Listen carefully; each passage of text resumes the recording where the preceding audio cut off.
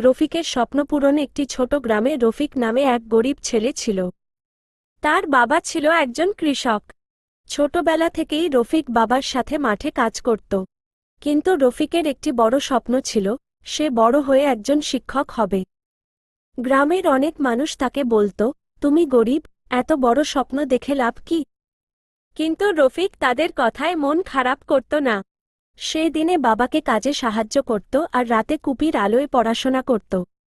একদিন তাদের স্কুলে পরীক্ষা হল। রফিক খুব ভালো পরীক্ষা দিল। কয়েক মাস পরে ফলাফল প্রকাশ হল। সবাই অবাক হয়ে দেখল, রফিক পুরো স্কুলে প্রথম হয়েছে।